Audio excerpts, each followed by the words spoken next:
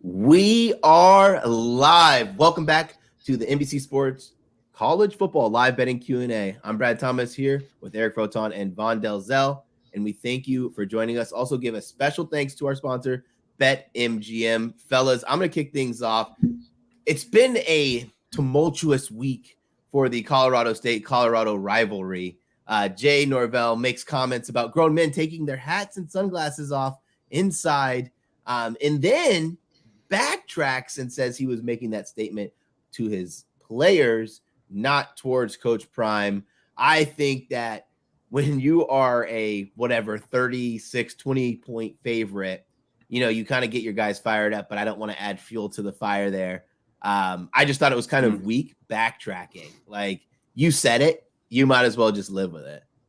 Say it with your chest. Yeah, don't backtrack. But regardless if you're saying it to your players or to Deion specifically, you're still talking about the other team and you're just adding fuel to the fire. And arguably the most, ferocious fire right now in all of college football is the Colorado Buffaloes. Everybody's talking about them. So, I didn't like it, but I mean, from a fan standpoint, I love it. I want to see a smackdown. That team total for Colorado got me touching my chin now thinking about it. What do you think about this, Eric, and all the trash talking between rivals?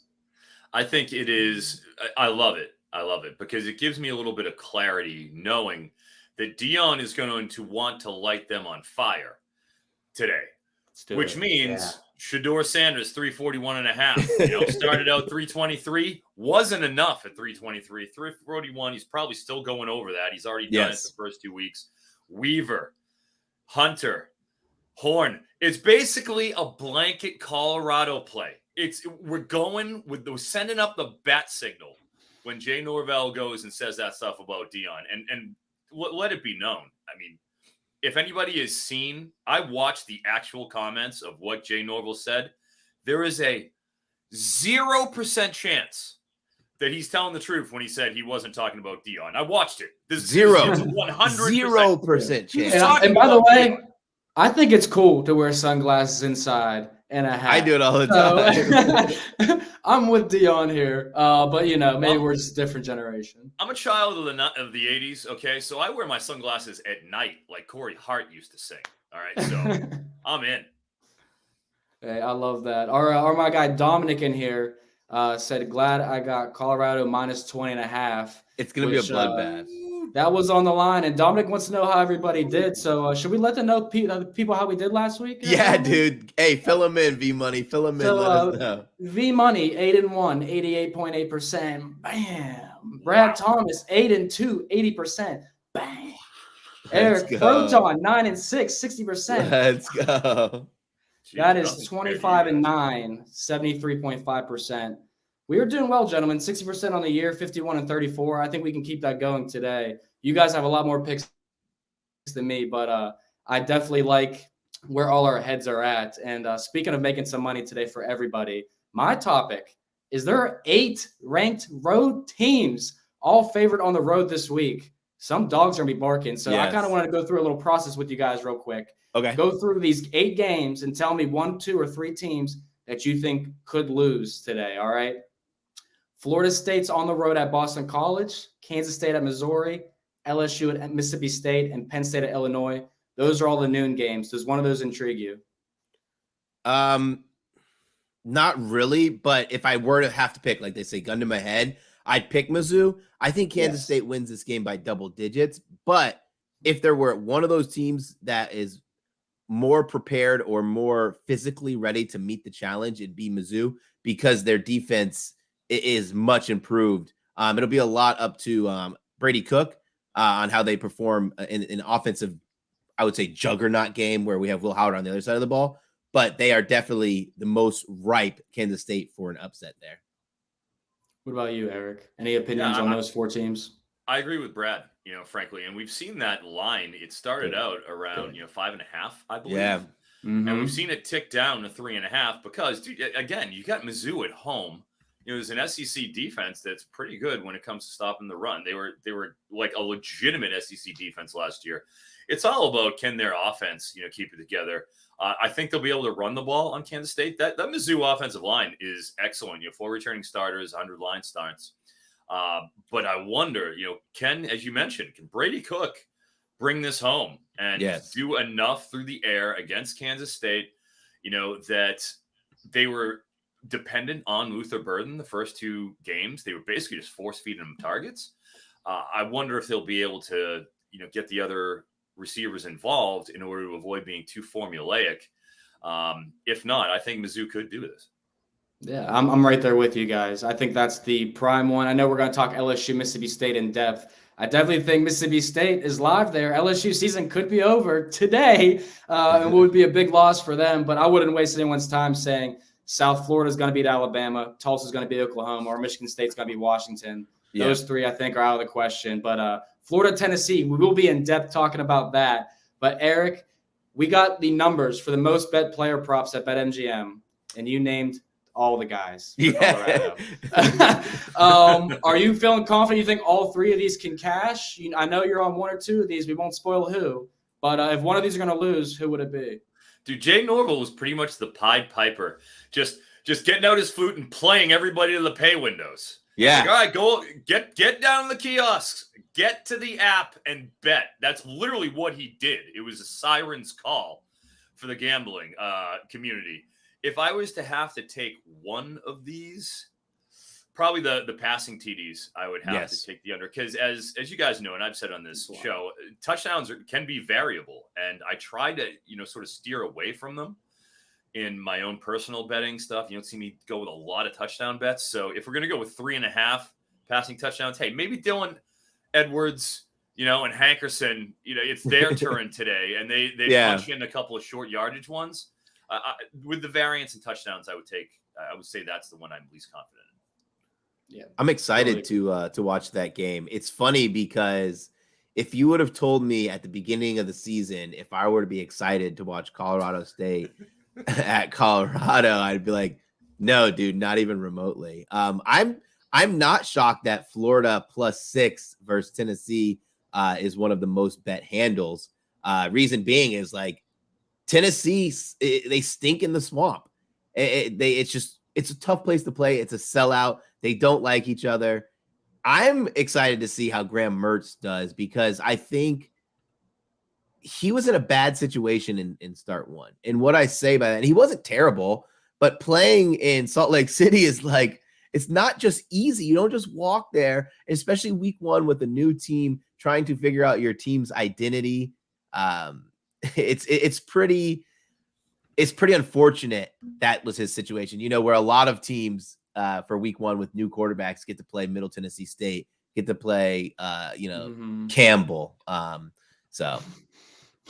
Yeah, I'm actually, this is my game that I'm just going to jump right into and get started on, kick off the action for us here, because if you're here because you saw the video I posted yesterday, I'm sticking to it. The Gators are winning. I think Tennessee's one of the teams going down this weekend for sure. Like Brad said, Swamp's ridiculously hard to play in. If you listen to Bet the Edge, the well capper myself said, throw out the records. When these 2 teams meet, it doesn't matter who's ranked, doesn't matter who has the better record, it doesn't matter who's at quarterback or coaching.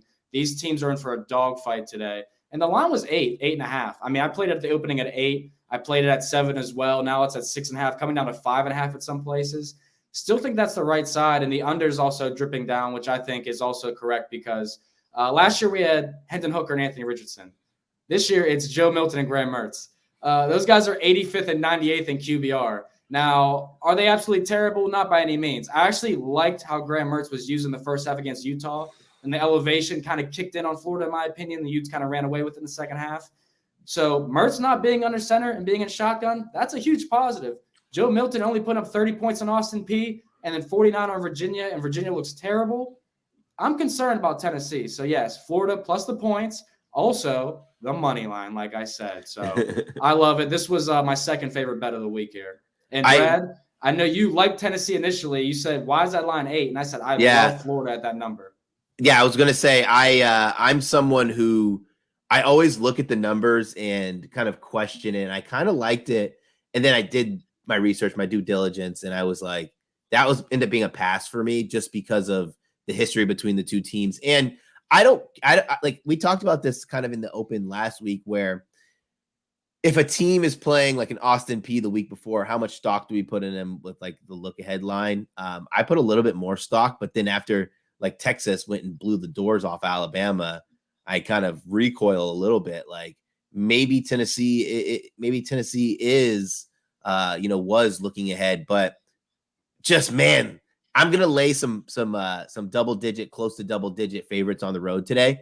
This is not one of the games that I want to be laying double digits or near double digits on.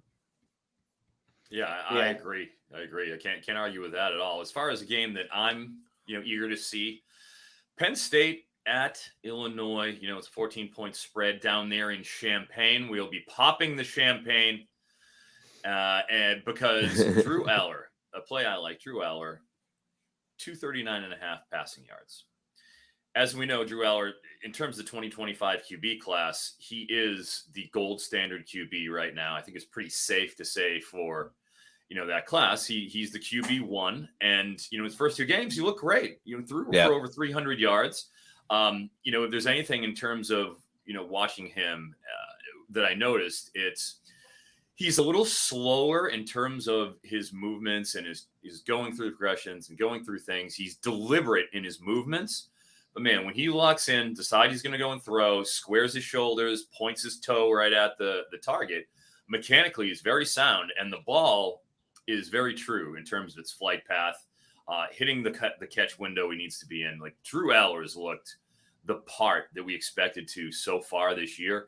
And at 239.5 against an Illinois team that really gave, an excellent team last year, lose 3 NFL defensive backs from this stout defense, lose the defensive coordinator, Ryan Walters, who is now at Purdue, which myself and Brad will be there at Purdue Friday night. Yes, we will, baby. Wisconsin in person. So we will have, some on the ground eyes.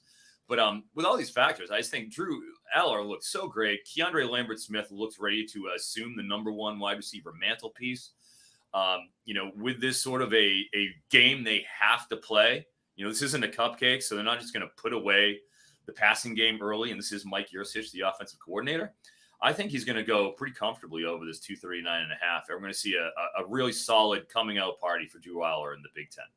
Let me ask you, I know we're going to talk about this game in depth later, but since we're on player props for this game, Nick Singleton, I think his line opened at 71.5. Is that a pass for you, or do you think he has the ability to go over that number?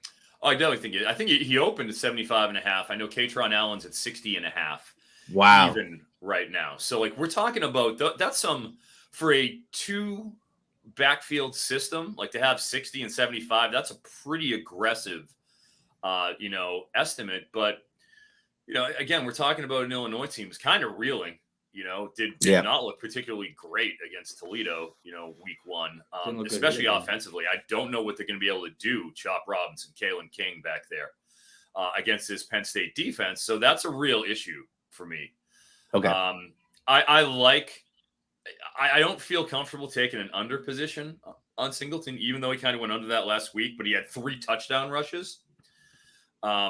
If I had to I'd probably go under 60.5 on Katron, but that's something I'm staying away from in my personal portfolio. Yeah, Brad, I actually like that play. We talked about this on Betting Big a little bit, that Illinois' rush defense is atrocious this year. Yes. 122nd at 224 rushing yards per game. So Penn State offensively should do whatever they want today.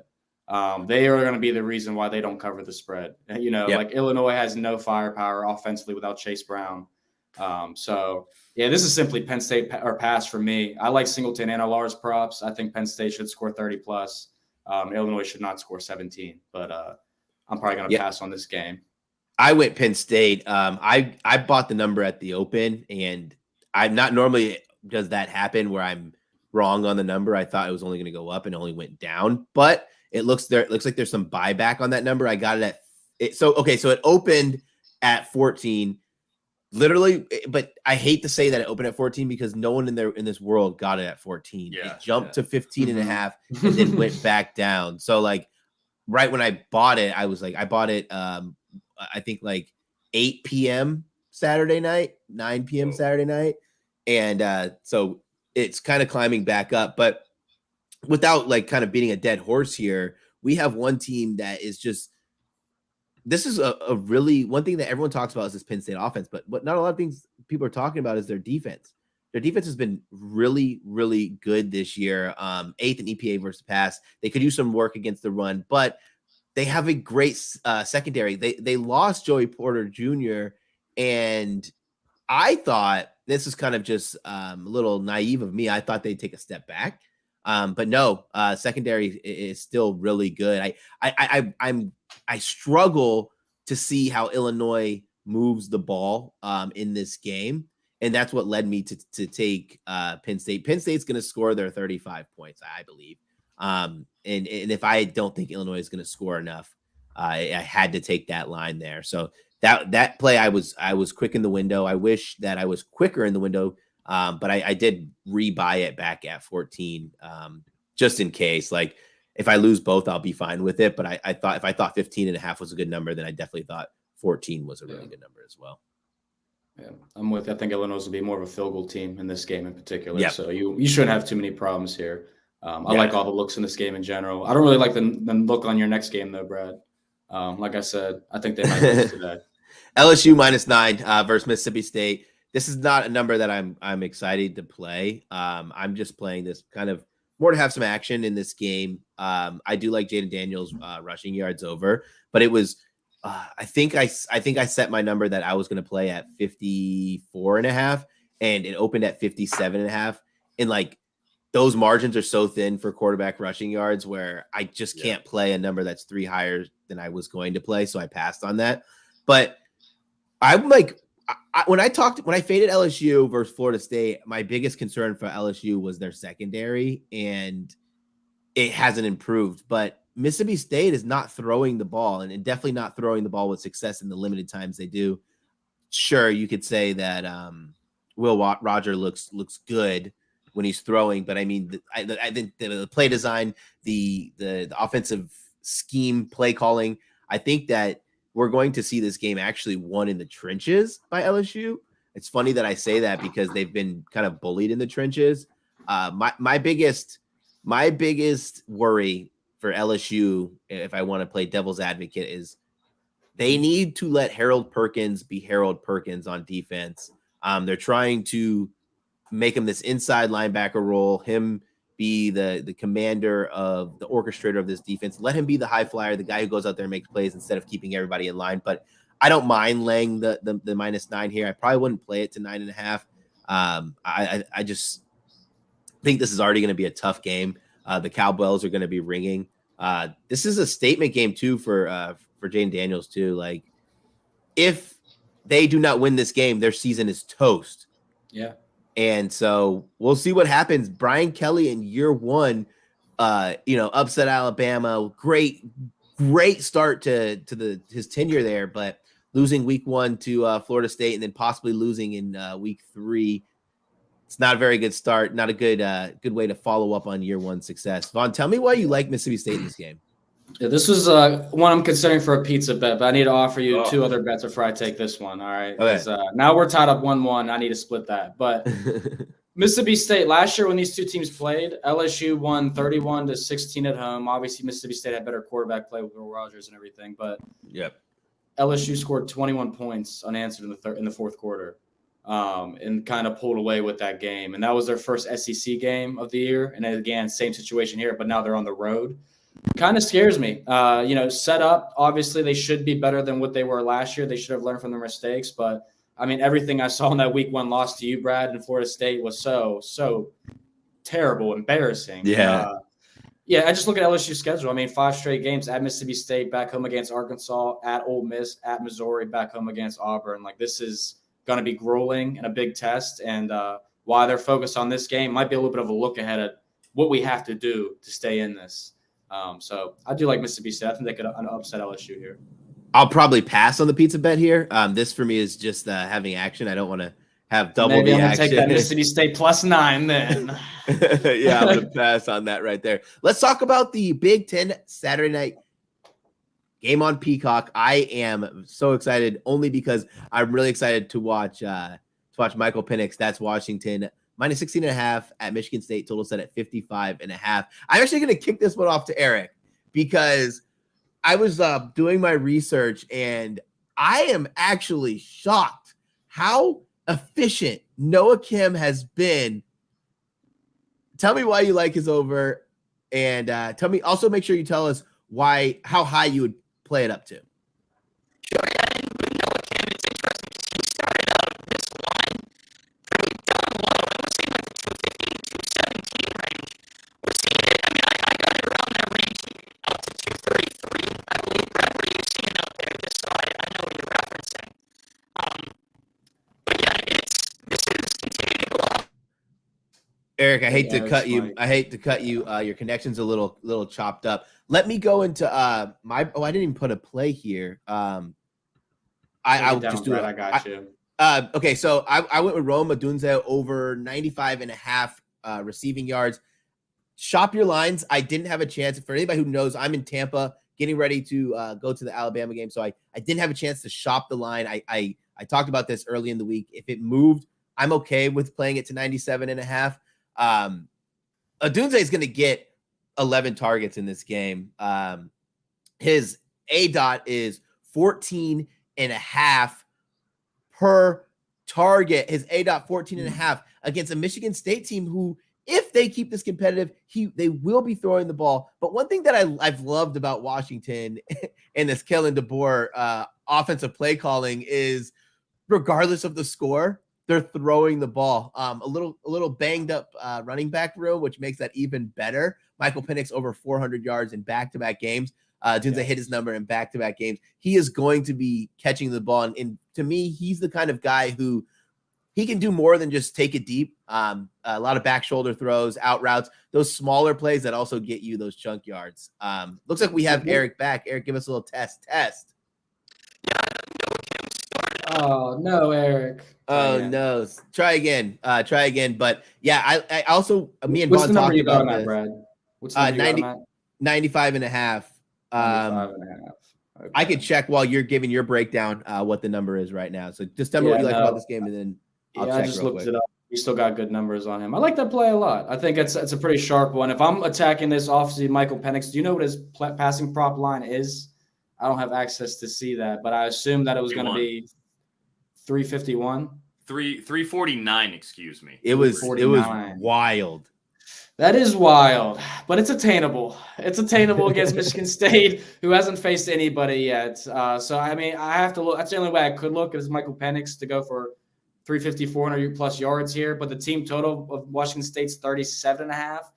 Once you cross over 38.5, you're missing a key number there because 38 is a key number in college football. Yep. So, the Huskies team total is something I could see happening. This team could score 3-4 touchdowns in the first half and keep the gas on. Michigan State has not seen a team like them or a quarterback like Penix in quite some time. So, it's Washington or pass for me. I definitely don't think Michigan State has enough gas in the tank to hang with the Huskies offense.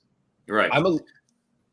Real quick, I just want to say that I'm shocked to see there's been some buyback on Michigan State.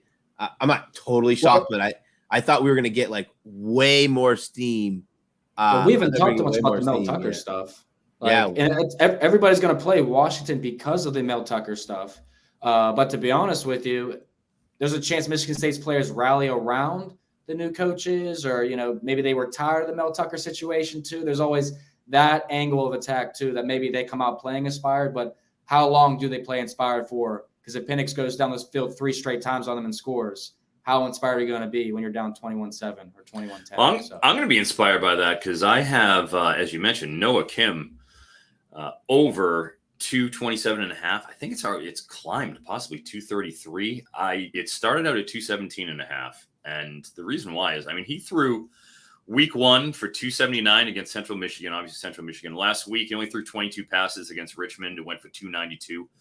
This is a team that wants to throw the ball deep, and believe it or not, Noah Kim is 10th nationally in terms of percentage of throws over 20 air yards or more. So, this is a team that will test you deep. And with Washington, they allowed every team except for Colorado last year to score 20 or more points on them. So they're a passive defense. They're going to allow you to get some yards on you. And plus, like you said, Vaughn, they go over and they put 3 straight scores on the board. Well, it's going to be a heavy pass script from Michigan State, and you're going to see even more downfield passing from Noah Kim. So I think just with the likelihood of this being a lopsided, contest in Washington's favor, you're going to see it in a pass script, and you're going to see Noah Kim go over that 227 and a half. I like it. They said Doomsday's 91.5 on DraftKings. Yeah, I still like that number. Me and Eric talked about this, I think, what was that last week, playing big wide receiver numbers. Sometimes it's scary, but when you have a quarterback who's projected to throw 349 yards, it's going to go to somebody. And I kind of like him a little bit more than McMillan. Let's talk about the Big Ten Saturday night on NBC at 7 p.m. Syracuse -2.5 at Purdue. Total set at 57. Line opened as a pick'em with Syracuse. The team moving towards Syracuse. I went Syracuse money line here, -126. I gave this out in the open. This is a firm reminder. Follow me on Twitter at Mr. Brad Thomas, Eric at CF Froton, and Vaughn at V Money Sports. We give out our plays all week. But in this game, I had a hard time wanting to back Purdue, right? I came into this game trying to find an angle to actively fade Syracuse. And the reason I wanted to fade Syracuse when I came looking into it was because I didn't want to buy into the 2 big blowouts of bad teams, right? The come back to reality game. But then when I was looking at the pricing, -145, -150s on the money line, I didn't like that price. Found -126 was sitting on FanDuel, and I had to jump on it. For Purdue to win this game, they're going to have to make this game money, in my opinion. I think defensively, they haven't shown the kind of success, stoutness that they wanted. Offensively, we know they're going to struggle. And I don't want to say struggle is the right word, but they're not going to be as good as they were with Braum at the helm. On the other side of the ball, Syracuse, Garrett Schrader, looks like another year of improvement under his belt. He's looked really, really good. So for me, I went money line here. If you want to pass, I understand. This is, I would say, not a high conviction game for me. I did kind of look at first half over 26.5, but my problem with that was I don't think Purdue wants to turn this into a shootout. So even though the numbers support the over and how frequently it's hit in both of the 2 teams' first 2 games and last season, I think if Purdue turns this to a shootout, they lose. But I could be wrong. But I just think that's the game plan, the mentality. What you got for us, V? Yeah, so I actually did a first half play. It's my lean, but I want this to be our pizza bet if you want it. I will take Purdue, and you can have Syracuse. On the money line? Yeah, full game? Money line. Full game money line. I'll take it.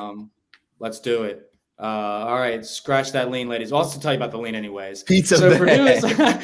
Purdue has led at halftime or been tied in their 2 games so far. I already had this banner made already, Brad, because I was ready for it. But Fresno State and Virginia Tech were the 2 opponents for Purdue. So obviously Purdue has played the better opponent so far. That Virginia Tech win last week was really weird. That game kicked off at noon or 1 o'clock Eastern, and it didn't conclude till about 9:30, 10 o'clock at night because of the lightning delays. And last week was a crazy week when it came to that. So, the Purdue win, I can't hold too much value in that VTech game, but we took Fresno State week 1. Purdue did look great offensively. If it turns into a shootout, I think they can hang with Syracuse. Beating Colgate 65-0 is you get a pat on the back for that, sure. But the Western Michigan game, 48 straight unanswered points on them. That was also impressive. So Purdue right now doesn't have the defense that they thought they would have entering the season. But after speaking to a couple people that are close with Purdue's head coach, they said that he's a great recruiter, but Ryan Walters won't have the pieces till season 2 or 3 on defense. I agree with that. So right now, the over probably would be the best bet in this game. But I'm taking the Purdue money line. The first half plus 1.5 is a strong lean for me. But I'm going to take the money line against Brad here. We're going to break our tiebreaker. So before we get to Eric, I just want to get your thoughts on. So would you play first half over 26.5? Yeah. I like the first half in general. I think it's a better attack angle than the full game because you could also live bet hedge. But yeah, I think there's going to be points in this game. I don't think either defense is anything to be gloating about, and I think Hudson Card will have a big game. Eric, I could have been just overthinking it, I guess, and not trusting the numbers that I pull. Eric, give us your prop on the Hudson Card. Yeah, well, Hudson Card, he was in my column, my early lines column on Tuesday at 236.5 on the passing yards front. Obviously, we've seen that go up 16 yards and take a little bit of the value out of it. But I still think, for the reasons that you guys had mentioned, game script wise, this is still the offensive coordinator of Purdue is Graham Harrell. And that's what he does is, this is when he was at USC, when he was at West Virginia, a high octane passing offense. And where they're playing against Syracuse, they are an underdog. I do think, at some points in this game, you're going to see a little bit of trailing script. So they're going to have to be more aggressive, I think, this week. And in doing so, Hudson Card has acquitted himself well. He's looked extremely competent. 248 yards, 258, in his 2 games. But, completing 70% of his passes last game against Virginia Tech, pounded Max Clare, the tight end, eight receptions for him. So it seems like this is all kind of coming together nicely for this third game for Purdue, with a new coaching staff. So I'm going to back Hudson Card in, hopefully they'll be down a little bit, so he has to throw more over that 252.5 passing yards. I like it. We got a pizza bet. We have a player prop. What an exciting game. I actually am really stoked for that game, and I'm glad that it's going to be on NBC. But speaking of NBC, check out NBC YouTube short section to see myself, Vaughn, and Eric starting in our new Big Ten segments, Betting Big, and our favorite. Oh, excuse me. I'm sorry. We changed that a little bit. We were only doing Betting Big this week, but you're going to see our favorite breakdown of Big Ten plays every single week. Basically, I actually think it's a good exercise that everyone should do is break down an entire conference, learn it front and back, and that will be the conference that you go to and you are the most knowledgeable. You spend time on that conference, you nail it, you make your money in there, and then you branch out and start finding value throughout the board. It's almost impossible to know every team like the back of your hand, so own in on one. Let's get to the best bets segment. Vaughn kind of gave a segue last week of what he was going to do if X, Y, and Z happened. So give us your best bet. Yes, the Crimson Tide. They're going to roll South Florida today. So they're on the road. I did play and write about this on NBC's website. Alabama first half, 17.5 at minus 134. We risked 1.5 units. Out to 20.5. There's that closing line value that we get. So I'm still good with 20.5 because that's what it should have been.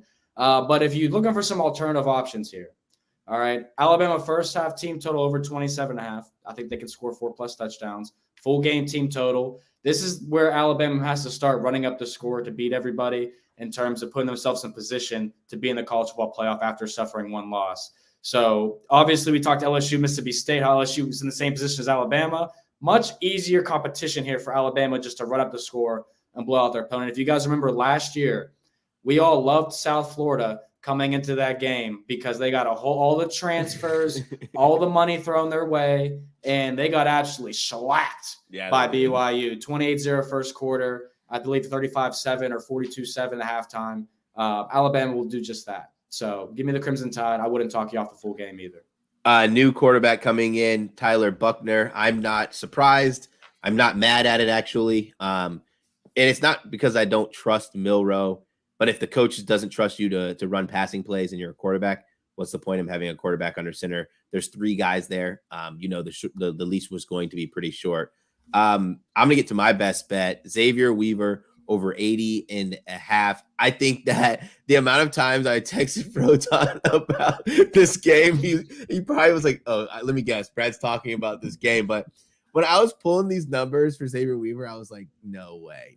Okay, look, in game 1 versus TCU, 8 targets, 6 catches, 118 yards per target, 14.8 against Nebraska. 12 targets, 10 receptions, 170 yards, average yards per target, 14.2.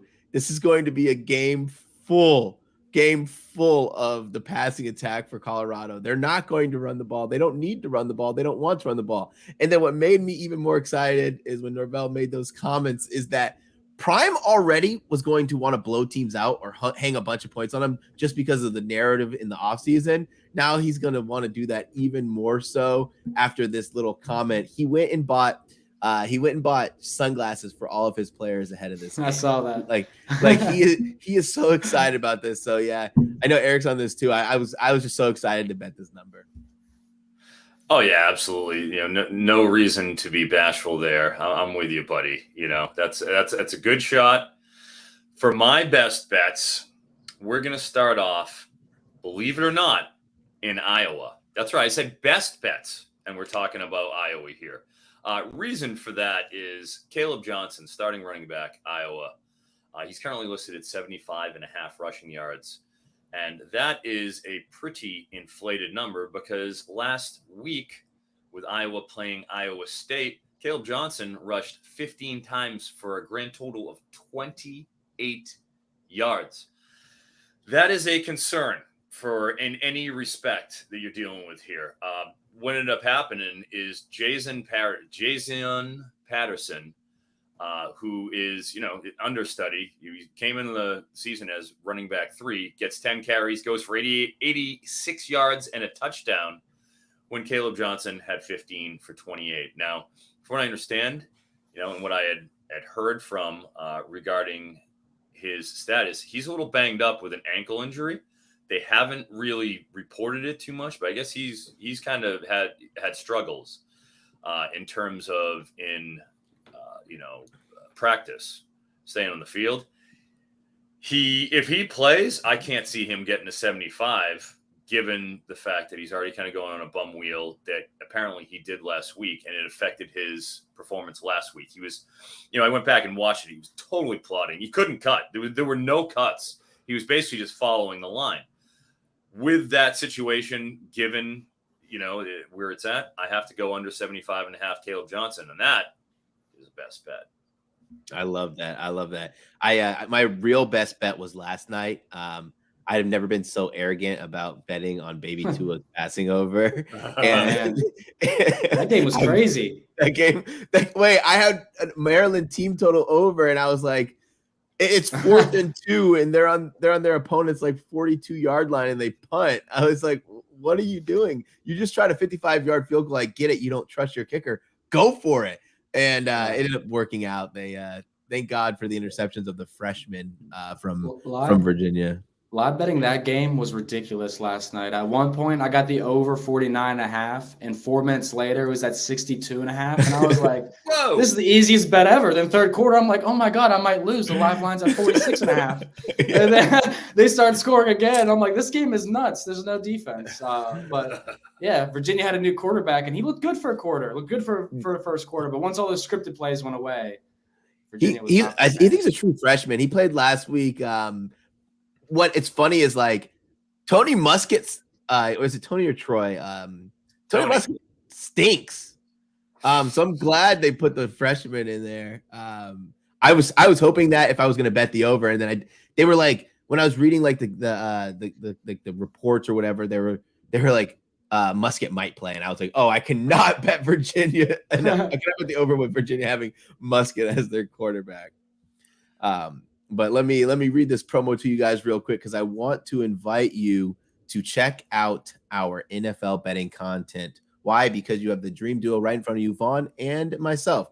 We have you covered in picks, spreads, player props all season long on NBCSports.com and on our X accounts at Mr. Brad Thomas and at V Money Sports. I actually want to say betting the NFL was pretty brutal for me. But everything that I posted on NBC won. So let's get to the people's parlay quick because I don't want to run out of time so people can't get their bets in. I'll be quick with mine. I went with Indiana first half plus 6.5. I just think getting 6.5 in the first half versus a team for a team that's going to play well defensively, I just think there's too many points. And then Louisville, even though I like them full game to win, I can't trust their defense. I think that we do see Indiana, a team who kind of kept Ohio State in check for a little bit of that game. I think we do see them shine a little bit, but I don't want to play full game there. What's your leg, Vaughn? I'm on West Virginia money line in the backyard brawl. This actually was a 1-point spread. Now it's up to 3.5 everywhere. Yeah, no kidding. West Virginia going out to minus 150. But damn, I mean, we all watched them play Penn State. They can run. They have a very good offensive line. Yeah. What Pitt's been really good at the past couple of years is on their defensive line. So those things are going to negate. This is going to be exactly what it's called, a backyard brawl. And I just think West Virginia is the better team. And I also am a Pittsburgh guy. Went to the Steelers game on Sunday. No longer a Pittsburgh guy. Give me the Mountaineers. Go Mountaineers. I love it. I have a personal philosophy on the gambling side when it comes to sides. Always bet against Phil Dracovic, so you're on the right side. I was going to mention him, but like his stats look nice, and I'm like, that's a lie. You're faking He's so bad. That's a lie. You guys can't believe Pitt decided, all right, we have to get a new offensive coordinator, and Keaton Slovis is transferring to BYU. We need to import Frank Signetti, offensive coordinator, and Phil Dracovic from BC, who won 2 games last year. Yeah, we're going to bring him in, and it's going to be fine. Everything's going to be great. Good call, Vaughn. For me, I'm going with Stanford -7.5 versus Sacramento State. And this is an interesting battle because Stanford is only favored by a touchdown and a hook over an FCS. It makes me a little nervous. Dude, but then not only that, but Sacramento State, right? That is the team that Stanford's current head coach, Troy Taylor, that's who he coached last year. That was his team. And so they were a really, really good FCS team. In fact, they had several guys transfer up, like Cameron Scadabo, who is the running back for Arizona State, starter. He went right in. This is starting running back for Arizona State. Marte Mapu was a 3rd-round draft pick, linebacker, safety hybrid for the Patriots. He was at Sacramento State, the Taylor coach. So a lot of the guys they had last year either transferred up or left along with Taylor, who left the job to go to Stanford. So this is a totally different team. You got the head coach there last year. He knows the personnel and the guys who were there. I would be shocked if Troy Taylor loses to his old FCS team with Stanford and their current roster. They cannot not cover 7.5, can they? I have to take Stanford here and hold my. Okay, just one more time. Oh, you have something for that? I was gonna say no. When you entered this play, Eric, I was very, very nervous for you and us because I was like, that just doesn't make any sense. And then the way you broke it down, that's an angle. I like that a lot, actually. I mean, it's an angle. Yeah, it's an angle. The hook might catch us, but I like that look. It's better than the past couple. It's better than you picking Boston College. So thank you. Yeah, but better than picking Boston College. Let me run through that People's Parlay one more time for everyone. That's Indiana first half +6.5. West Virginia money line. Stanford -7.5. Odds are +507. Let's go back to back in the People's Parlay. Moving over, we're going to talk about Colorado State at Colorado. But I just want Eric to give his props. I gave mine. I just want everyone to be able to get theirs in. Yeah, it's basically what we talked about earlier. We've already gone up and down Colorado State at Colorado, but yeah, I am backing Shedeur over 341, Xavier Weaver over 80.5. I saw that at 77.5 in some places. You really want to shop the Colorado lines because I've seen 6-7 yards of variance depending on the book that you're looking at. So I am, Weaver 77 to 80. I've seen it. Travis Hunter 72.5. I do think it's basically a spray. This is a legit spray the board situation. I think out of the 3 receivers, including Horn with Shedeur, I think 3 of them go over. I don't. At worst, it's 2 and 4, but I think you're going to get that. We saw it week 1 against TCU. All of them hit these numbers. Everybody went over with a blood feud underway now because of, the commentary. I think you have to just go with the spray the board play. I like it. Vaughn, you have anything to add for this game? No, I mean, I would still be looking at Colorado team total over, maybe first half. Deion comes out and absolutely tries to demolish this team. But all I've said all week is Shedeur Sanders, the best bet to be backing anything in this game over passing yards. So I'm with you. And Xavier Weaver, maybe top 5 wide receiver in all of college football. That dude is an animal. I agree. Great pickup for them. Bowling Green at Michigan. Michigan a 40.5 point favorite. Total set at 52.5. Vaughn, when I see this on the sheet, I was shocked that this number is 6.5. I thought it would open at 3.5. Tell me what you like about this game. Whoa. I mean, yeah, that would have been cool. We still would have played the under. And got grimy because you know who the quarterback at Bowling Green is, guys? Yep, Connor Bazelak. The bad boy. Connor Former Missouri, Indiana quarterback. How did we get to this point, Connor? This guy against Liberty in week 1, 71 passing yards, 3 interceptions, no touchdowns. Welcome to the big house where they've allowed 1 touchdown all season. 1 of 5 teams, along with Georgia, Ohio State, Air Force, and Syracuse, Bowling Green does not score a touchdown, Brad. The line should have been 3.5. Yeah, I saw your play there. I was like, what the heck? I like that play. I have nothing to add to this game. Eric, do you want to add any color to this game, or we can move on to the next game that we have on the docket? Roll it. All right. Penn State minus 14.5 at Illinois. Total set at 45.5. I think we kind of touched on this already. I'm on Penn State minus 14 or minus 14.5 if you want to play it at minus 107. Let's move over to Indiana at Louisville. Louisville, a 10-point favorite, total set at 50.5. Eric, give us your favorite player props here. Yeah, we're going to go with Jack Plummer. Going back, Jack, do it again, as the great Steely Dan once sang. He was actually opened up at 240.5 on the passing yards front. When we put the show sheet and everything yesterday, he was 245. I think I've seen him in a couple places up to 250 at this point. And the reason why is, hey, they're playing against Indiana. They're at home. As we've kind of gone through, this is a Jeff Brom coach team that is pass heavy. They did seem to use Jawar Jordan, in the first two games, a pretty decent amount in games that were kind of out of hand. They were salting away. But here we are at Indiana, not true rivals, but hey, they are neighboring states, so to speak. So this is a pretty easy drive for the faithful. And with Plummer, as you discussed, or as Jamari Thrash opened up at 75.5. He's up to 83.5. I want to say he has looked electric. He's amazing speed than everybody else out there. I think he looks great. Kevin Coleman coming over from Jacksonville State. They've got a lot of talent in the receiving core. I almost played Coleman over. Yeah, I don't blame him. 30. He opened up at 30, went up 32. I think he's 31 now. I am supporting a position on Coleman as well. That's over. And keep in mind, Plummer was the understudy for Aiden O'Connell for 3 years under Brom at Purdue. Transferred last year to Cal under Bill Musgrave, the offensive coordinator there. Threw for a ton of yards. I mean, he had a very good season for that team. And then it comes over here and just takes over for where McConnell left off. So he's looked really good in my estimation. I do think against Indiana, a team that plays pretty quick, that does like to throw the ball a little bit and will have to. I think they'll have to, keep the pedal in the metal. So I'm going to go with the over. And I also, under the same vein with Indiana, Cam Camper is back. And he was listed, I want to say 35.5. He's down to 33. So it's heading in the right direction. I like the over for Cam Camper. He was banged up last game. If he's not banged up, like if there's no injury issues with him, he's getting 10 targets tonight. Like if he's fully healthy and he's sailing on the over. This is only reason why it's this low is simply because of injury concerns, but supposedly practiced all week. So I have to give the nod to Camper at 33.5. That's just simply too low. This isn't a great Louisville defense that I'm afraid of. So I like those two. Let's move over to Western Michigan at Iowa. Iowa, a 28.5 point favorite, total set at 42.5. Another team total that doesn't make sense to me, Vaughn. I'm literally like looking at my book like, what?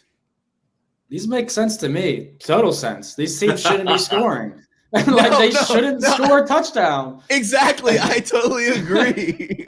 So you're saying they should all be 3.5, basically. I mean, we're going to talk about one more team total. I'm getting disgusting today, but these are nice. Last year, I got too caught up in taking spreads and overs a lot, things that the public were on a lot, although I was in closing line value. But I'm getting back to what works for me, and it's always fading, especially the first month of college football, fading these non-Power 5 teams on the road against some of the best defense in the country. We made a killing with Georgia last year. And Iowa, I mean, they had 2 shutouts last season, held 5 teams to 10 or fewer points. I don't see how Western Michigan scores any points. This is the same team that last week against Syracuse, first play or second play of the game, 75-yard touchdown run. Then they got shut out 48-0 the rest of the game. Now they go to Iowa. You might not score for four more quarters. So, yeah. I like that. And you're getting plus money for this. This is getting people were playing the over today. And plus money. And I'm like, give me 7.5, please. Yeah. Please. I mean, what warrants people betting on Western Michigan outside of they think luck is going to happen? Like Iowa has shown that they're elite defense for another year running. I love these plays that you're putting out. You touched on Caleb Johnson as your best bet. So we'll move to Central Michigan at Notre Dame. Notre Dame, a minus 37.5 point favorite, total set at 51.5. I took Notre Dame minus 34.5. That was my article play for this week. Unfortunately, we missed the number on 31.5. I still don't mind Notre Dame here. It's going to be one-way traffic. What I was expecting, what I was wanting to check when I was doing my research was how Marcus Freeman was acting as a coach with the lead. And I think he's out for blood, and he's out to put up big scores in the games they've played so far this season. While up in the fourth quarter, they have thrown the ball a lot. They've thrown for at least a touchdown in each game while up in the fourth quarter. They're not taking the foot off the gas. Even when they emptied the bench and put the backups in, they were not throwing 5 or 10-yard passes, balls over 20 yards or more. So for me, it was just about the blowout angle I was scared of, but not once I pulled those numbers. It's going to be too much offensive firepower for Central Michigan. I imagine having to stop Estime. Then they have to stop the receivers. Greathouse looked good. Thomas looked good. Tyree looked good. Sam Hartman's been playing mega efficient. You guys have anything to add for this game? What do you think the team total for Central Michigan is? Man, there's probably gonna. I think it probably should be 7.5. That's what it is now. It opened at 9.5, and it was plus 110 for the under. And I said, wow. So I had to play a little bit of that, and now it's down to under 7.5 is juiced to minus 130 to minus 140. So obviously that's not good odds in terms of playing that now. But this was almost another disgusting play for me. I almost faded the Chippewas team total. So I'm with you. I think Notre Dame wins in a blowout. I just want to make sure that everybody in Notre Dame stays healthy in this game. We get a nice, easy win so that Ohio State. next week, when Brad and I are at Ohio State at Notre Dame in South Bend. Wait, that's next weekend? We get the best game next weekend. I'm so excited.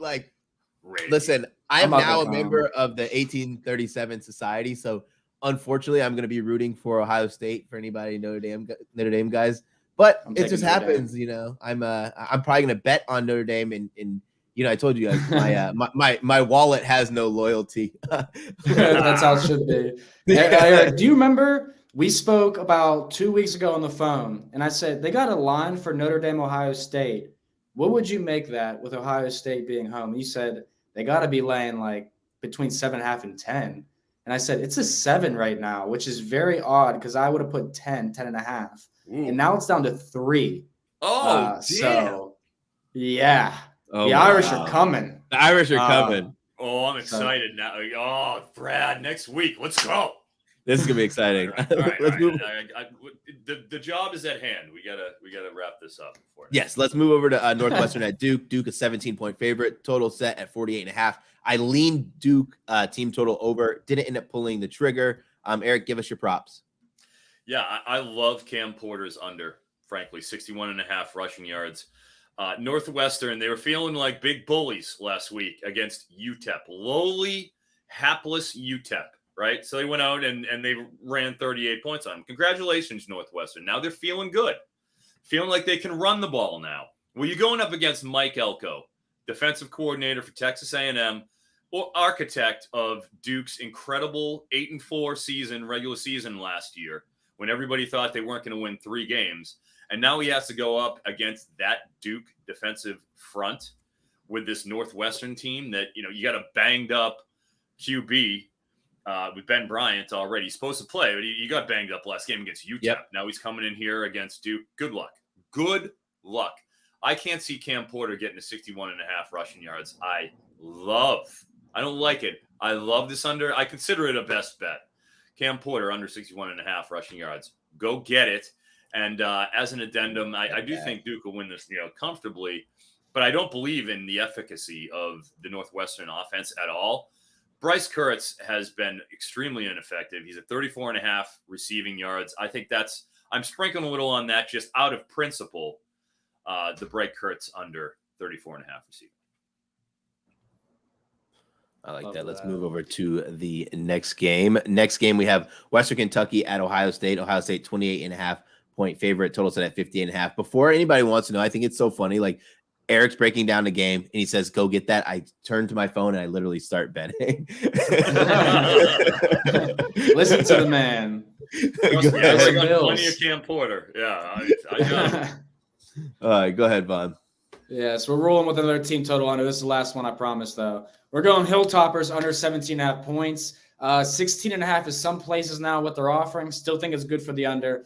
Don't see the Hilltoppers scoring more than 2 touchdowns. And once you get down by 20-plus points to a Power 5 team on the road in the second half, you're not kicking field goals anyways. You're going for it on 4th down. Gives both teams good practice for 4th down conversion. So Western Kentucky, 41 points against USF, 52 against Houston Christian. Now they go to Columbus, where Ohio State's allowed 10 total points this season on one. One of the touchdowns was a big play, and they're one of 5 teams that allowed only 1 touchdown so far. Don't think this number should be 17.5, 16.5. Should have been more closer to 13.5 or 14.5 in my opinion. So go under on the Hilltoppers team total. All right, let's move over to a money line sprinkles. Vaughn, kick off your money line sprinkles. Then Eric, you follow because I don't have money line sprinkles for this week. That's right. You should have one. It should have been Purdue. I don't have Purdue on here because now it's an official play, so we're not sprinkling it. But I'm taking Missouri, Mississippi State at 12 o'clock Eastern. I think those 2 teams could win outright. We need one of these teams to win to make a profit. And I said Florida is my second best bet today. I think they cover and win this game outright, so getting 2-1. I think we go 2-1 on the money line sprinkles today, and we make some decent money. So, Eric, what you got? Please tell me it includes clean sweep on the SEC for Vaughn on the sprinkles. Let's see. Hopefully it works out. I'm going with San Jose State at plus 245 right now. Like, are you kidding me? They're playing. Yes, I understand they're traveling coast to or not coast to coast, but going from California to Ohio where they're playing Toledo in one of those strange Mountain West MAC cross non-conference games. But man, I mean they're getting 7.5 points here. They're on the road. I get it, but if you're going to get 2.5 times your money on a money line sprinkle for a team that's pretty damn good, like well coached. Brian Brennan's an excellent coach. You got, Cordero is a reputable QB. Look, you got some injuries, I understand, but they're live. And at 2.5-1, sprinkle some.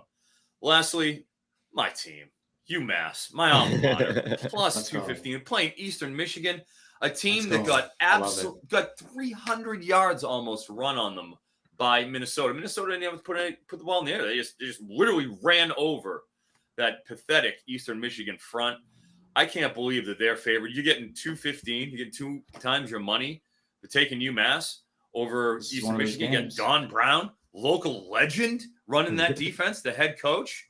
You got Katron Adams. Excuse me. I'm ready. Give me a sprinkle on UMass.